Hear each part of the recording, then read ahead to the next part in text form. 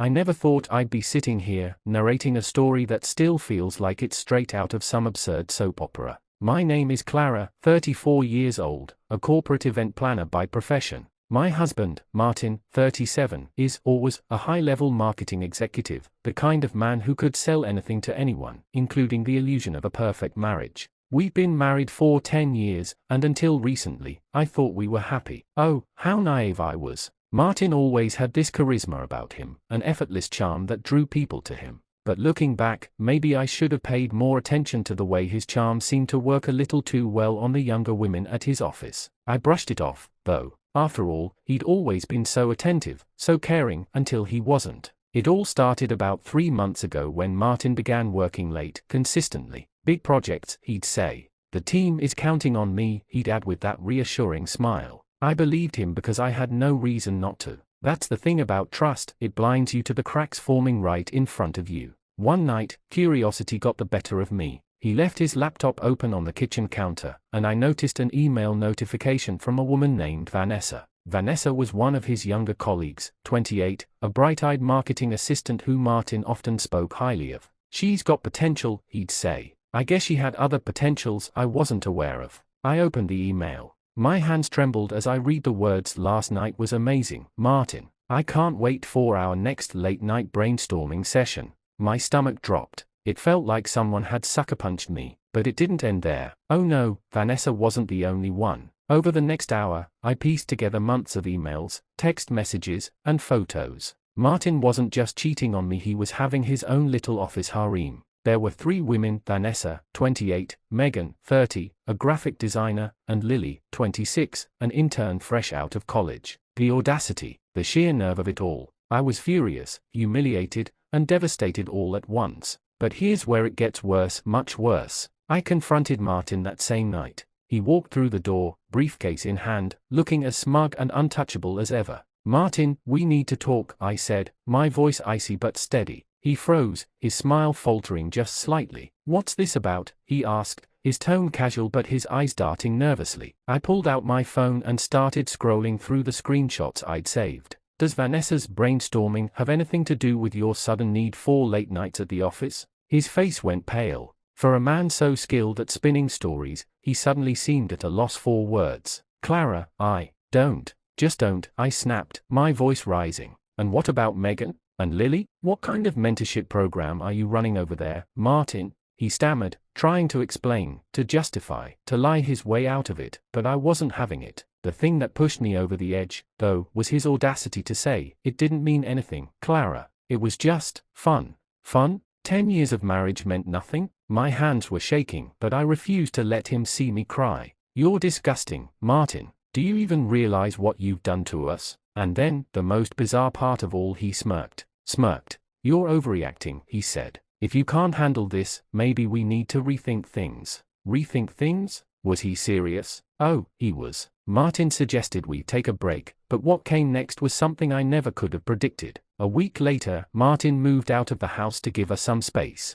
But instead of disappearing into obscurity, he decided to make one last, dramatic gesture. He showed up at our house one Saturday morning with Vanessa, Megan, and Lily. Yes, all 3 of them. Clara, he said, as if this was the most normal thing in the world, I want you to meet Vanessa, Megan, and Lily. Since you think I'm such a terrible husband, I figured I'd let these ladies take over for me. Consider them my replacements. Replacements. My jaw hit the floor. I couldn't even process the absurdity of the situation. The 3 women looked equally uncomfortable, like they hadn't fully signed up for this circus act. Martin, what the hell are you talking about? I asked, trying to keep my composure. He shrugged. They all care about me, Clara. They are willing to step in and give you the support I apparently failed to provide.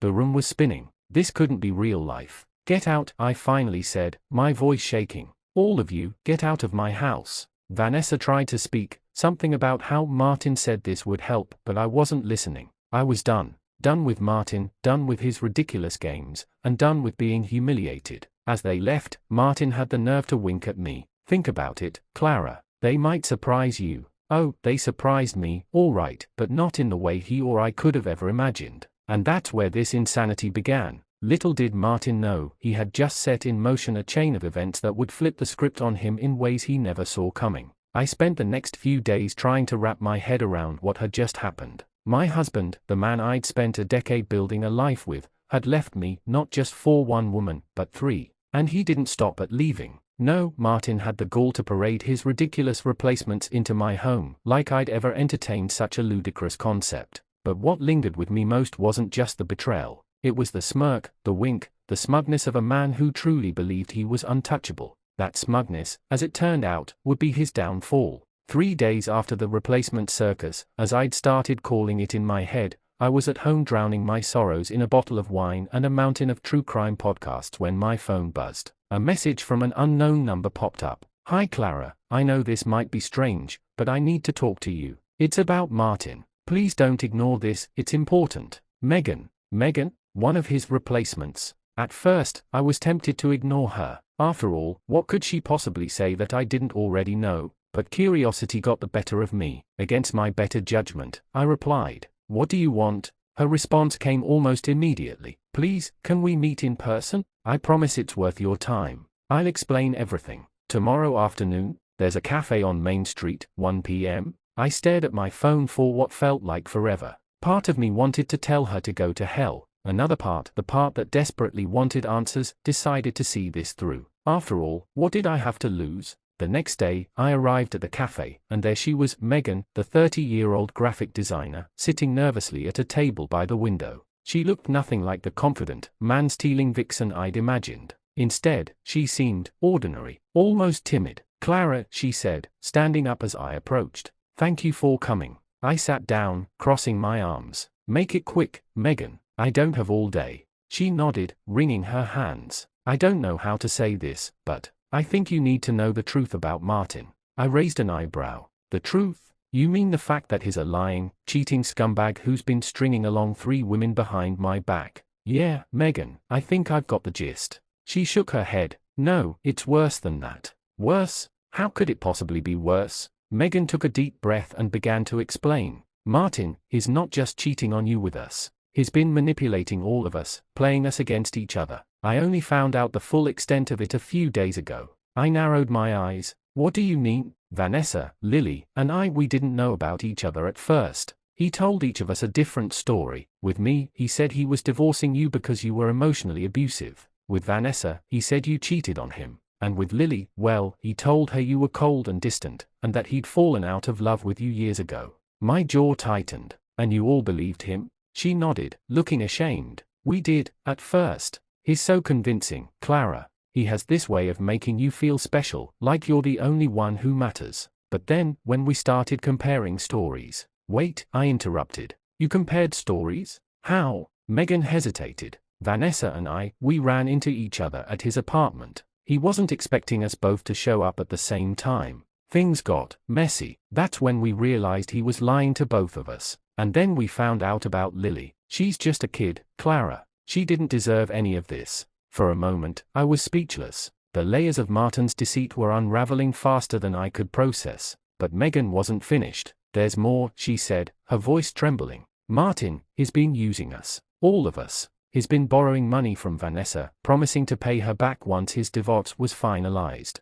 He convinced Lily to quit her internship and work for him privately, unpaid, saying he'd help launch her career. And me, he drained my savings for a fake investment opportunity." My stomach turned. This wasn't just infidelity, it was a full-blown con. As Megan continued talking, I felt a strange mix of emotions: anger, disgust, pity, but mostly rage. Martin hadn't just destroyed our marriage, he destroyed these women's lives, too. And for what? His own ego? His own selfishness? But then Megan said something that made my blood run cold. "There's one more thing you need to know, Clara," she said, her eyes darting around nervously. "Martin's been recording things, conversations, videos, intimate moments. He's been using them to blackmail Vanessa and me. I think he's planning to do the same to you." Blackmail. The word hung in the air like a dark cloud. I felt sick. "Why are you telling me this?" I asked. "Because I want to stop him," Megan said firmly. "We all do. Vanessa and I have been talking, and we think the only way to take him down is to work together. But we need your help." My help. The audacity of the request wasn't lost on me, but as I sat there, staring at this broken woman who'd fallen victim to the same man who had betrayed me, I realized something: Martin had underestimated all of us. For the first time in weeks, I felt a spark of hope. Not for my marriage, but for justice. "All right," I said, leaning forward. "Tell me everything." By the time I left the cafe, I had a new sense of purpose and a plan. Martin had spent years orchestrating his little game, thinking he could manipulate and control everyone around him. But he forgot one crucial detail: when women band together, we're unstoppable. And Martin? He was about to find out just how unstoppable we could be. Sitting in my car after meeting Megan, my head was spinning, but my heart was pounding with adrenaline. The betrayal was now bigger than me. It wasn't just about a failed marriage or a cheating husband. Martin was a predator, a manipulator who thrived on control, deceit, and greed. He didn't just break hearts, he broke lives. And the worst part? He thought he was untouchable, but that was about to change. The first thing I did when I got home was call Vanessa, the 34-year-old HR executive who'd been one of Martin's victims. She answered after 3 rings, her voice cautious. "Clara?" "Yes, it's me," I said, keeping my tone calm. "I met with Megan today. She told me everything. About you, about Lily, about Martin's little empire of lies." There was a long pause before Vanessa spoke again. "I'm sorry. I didn't know he was lying to me about you. If I had, don't apologize," I cut her off. "This isn't your fault. None of us are to blame for what he's done. But we need to focus. Megan said you're on board to take him down. Is that true?" Vanessa's voice grew firm. "Absolutely. I've lost tens of thousands of dollars because of him. I want my money back, but more than that, I want him to pay for what he's done." "Good," I said, "because I have a plan, but we're going to need to be smart about this." For the next 3 hours, I sat at my kitchen table with a notebook and pen, piecing together every scrap of information I had about Martin. His schedule, his habits, his weaknesses. I called Megan back and looped her into the conversation. Vanessa joined on speakerphone. Together, we laid the groundwork for what would be a carefully orchestrated takedown. Step 1: Gather evidence. The first order of business was to collect proof of Martin's deceit. Megan revealed that she had access to his apartment. He'd given her a spare key during their so-called relationship. She offered to sneak in and retrieve any incriminating files or devices. Vanessa, on the other hand, still had access to their text messages and emails. She began forwarding everything suspicious to a shared drive we set up, including screenshots of conversations where Martin begged for money and promised to pay her back once the divorce is finalized. Meanwhile, I started digging into our financial records. As his wife, I still had access to our joint bank accounts, credit cards, and investment portfolios. What I found was shocking. Martin had drained over $50,000 from our savings over the past year. He'd opened several credit cards in my name without my knowledge, maxing them out on God knows what. He'd even taken out a loan using my social security number. The man wasn't just a cheater, he was a thief. Step 2: Build the team. It became clear that we couldn't do this alone. We needed reinforcements. That's when Megan suggested bringing in Lily, the 23-year-old intern Martin had exploited. At first, I was hesitant. Lily was so young, and I didn't want to drag her into something this messy. But when Megan and Vanessa told her what we were planning, she jumped at the chance to help. "I've been waiting for someone to stand up to him," Lily said during our first group meeting over Zoom. "He ruined my career before it even started. I want to see him suffer." With Lily on board, we had the perfect team. Megan, with access to his apartment and personal files. Vanessa, with the financial evidence. Lily, who could play the innocent role if we needed to catch him off guard.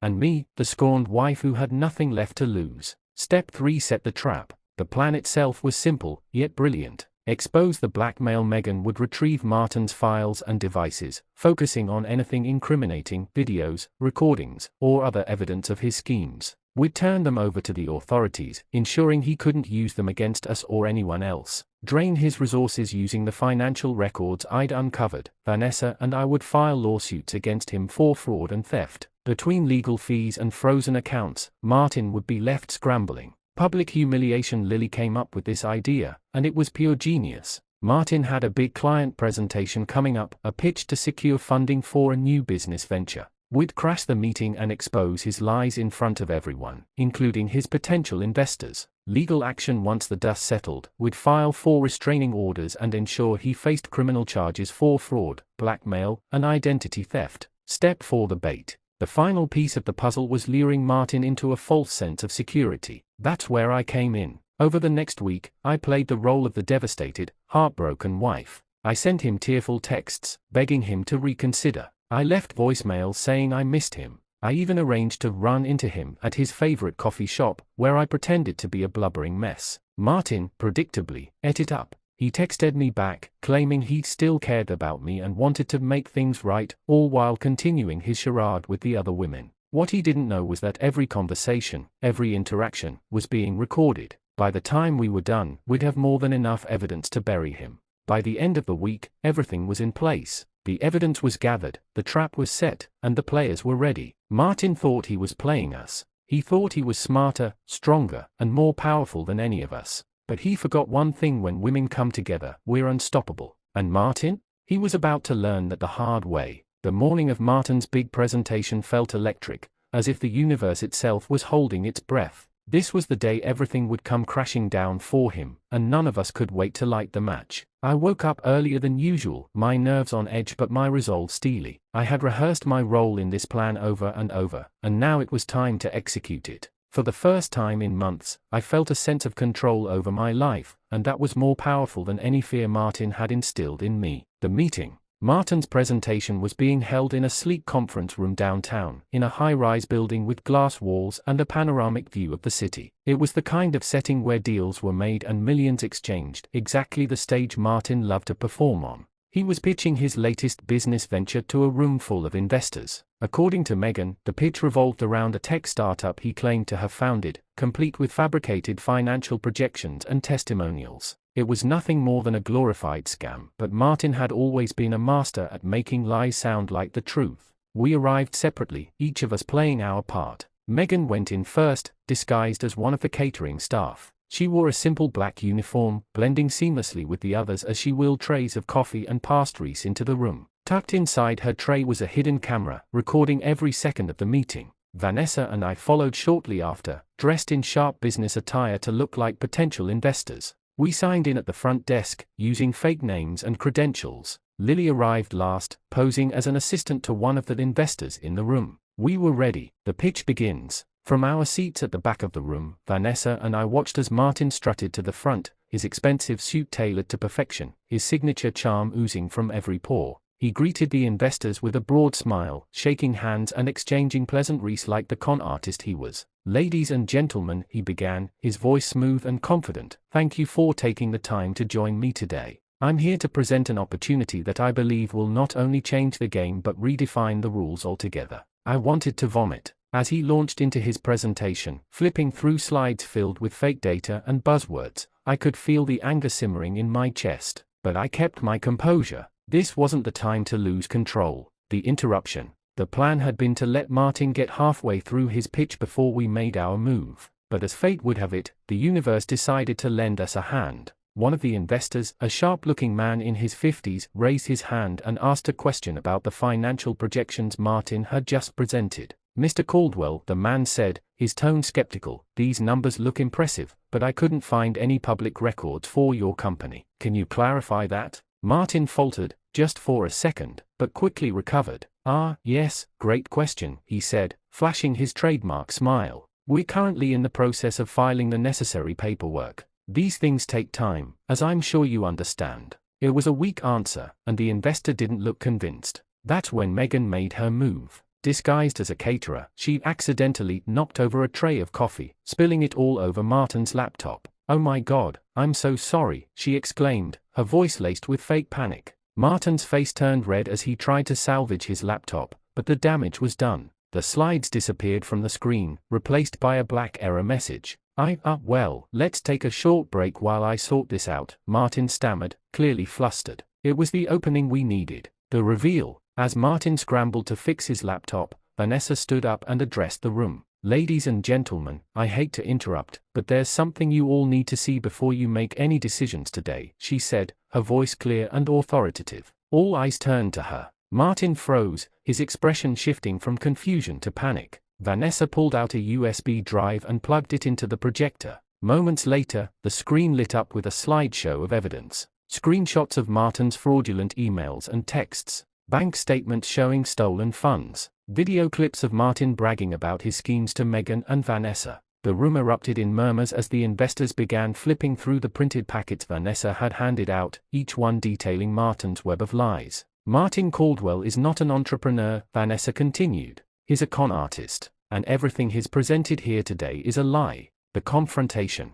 Martin tried to regain control, but it was too late. The investors were already gathering their belongings, some calling their lawyers, others demanding explanations. You think you can humiliate me like this? Martin hissed, his voice low and venomous as he glared at Vanessa. She didn't flinch. This is just the beginning, she said calmly. Before Martin could respond, Lily stepped forward, holding up her phone. By the way, Martin, this entire meeting has been recorded, she said. So don't even think about trying to spin this. Martin's face turned ashen. He looked around the room, realizing he was cornered. For the first time, he seemed truly afraid. The fallout. Security arrived shortly after, escorting Martin out of the building. As he was dragged away, he glared at me, his eyes filled with rage. This isn't over, Clara, he spat. You'll regret this. But I just smiled. Oh, Martin, I said, my voice dripping with sarcasm. I'm already regretting not doing this sooner. As the doors closed behind him, I felt a weight lift off my shoulders.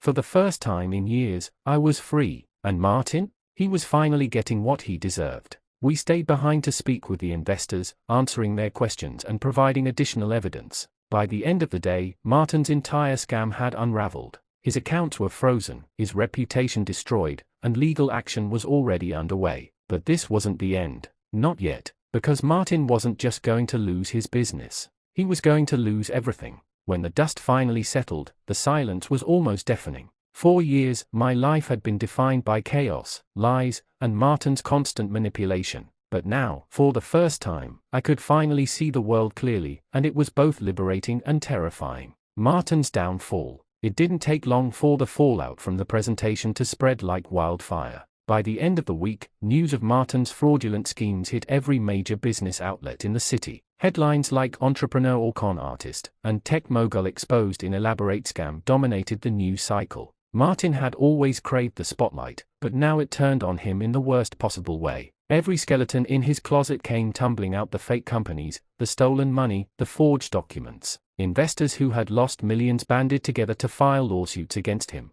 The authorities launched an official investigation, and within days, his assets were frozen, his property seized, and his accounts drained. Watching it all unfold from a distance was surreal. This was the man who once towered over me, who made me feel small and insignificant. Now, he was nothing more than a disgraced fraudster, scrambling to salvage the remnants of his life. But the true poetic justice came when he was arrested. A photo of Martin being led out of his penthouse in handcuffs became the image that defined him. His smug, self-assured demeanor was gone, replaced by the hollow, defeated expression of a man who had lost everything. I saved that photo, not out of pettiness, but as a reminder of how far I had come, reclaiming my life. The day after Martin's arrest, I woke up to an unfamiliar feeling: peace. I didn't have to tiptoe around anyone, didn't have to brace myself for the next cruel remark or manipulative ploy. My home, once a battleground, became a sanctuary. For the first time in years, I could breathe. Vanessa, Megan, and Lily became my anchors during this time.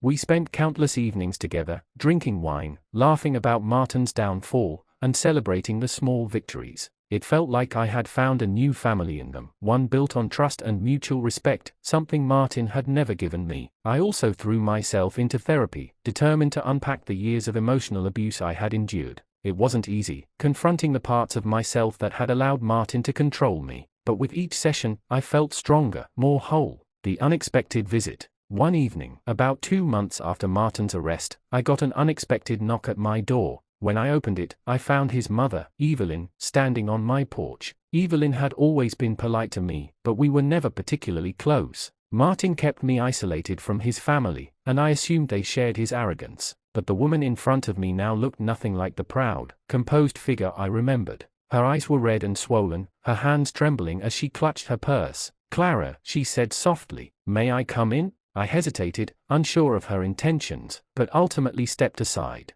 We sat in the living room, an awkward silence hanging between us. Finally, she spoke. "I came to apologize," she said, her voice breaking, "for everything Martin put you through. I didn't raise him to be this way." Her words caught me off guard. I had expected defensiveness, excuses, maybe even an attempt to shift blame. But instead, she was apologizing, a genuine, heartfelt apology. "I always suspected he was difficult," she continued, tears streaming down her face. but I didn't realize how cruel he had become. Watching everything unfold these past few weeks, it's been unbearable. I didn't know what to say. Part of me wanted to lash out, to tell her that her son's behavior had ruined years of my life, but another part of me saw her pain and recognized it as a mirror of my own. "Thank you," I said finally, "for acknowledging it. That means more than you know." We talked 4 hours after that, sharing stories and trying to make sense of the man Martin had become. It didn't erase the past, but it gave me a sense of closure I hadn't realized I needed. Moving forward, with Martin out of the picture, I began rebuilding my life in earnest. I sold the house we had shared, it was too full of painful memories, and bought a cozy little apartment closer to the city. It wasn't as grand or luxurious, but it was mine, and that made all the difference. I also found a new sense of purpose in my work. The women who had helped bring Martin down inspired me to do the same for others. I started volunteering at a local organization that supported victims of domestic and financial abuse, sharing my story to help others find their strength. One day, while speaking at an event, I met someone who reminded me what it felt like to be seen, respected, and valued. His name was Ryan, a fellow volunteer with a kind smile and a quiet confidence. We started as friends, but over time, something deeper blossomed between us. Ryan wasn't anything like Martin. He didn't try to dominate or control me. Instead, he supported me, encouraged me, and reminded me that I was capable of standing on my own 2 feet. Martin's final attempt. Just when I thought I had left Martin behind for good, he reappeared, this time from behind bars. I received a letter from him, hand-delivered by his lawyer. It was filled with the same manipulative tactics he had always used, apologies laced with excuses, pleas for forgiveness intertwined with veiled threats. "I know I've made mistakes," he wrote, "but I've always loved you, Clara, and I know you still love me too." I laughed when I read it. The sheer audacity of it was almost impressive. I didn't respond. Instead, I shredded the letter and threw it away, just like I had done with every other piece of Martin's influence in my life. A new chapter. Looking back now, it feels like that chapter of my life belonged to someone else. The woman I was with Martin, timid, scared, unsure of herself, feels like a distant memory. Today, I'm stronger, wiser, and unapologetically myself. I've learned that my worth isn't defined by anyone else's opinion of me, and that sometimes, the only way to find yourself is to lose everything first. As for Martin, the last I heard, is still serving his sentence. His name has become synonymous with disgrace, his legacy nothing more than a cautionary tale. And me, I'm finally free.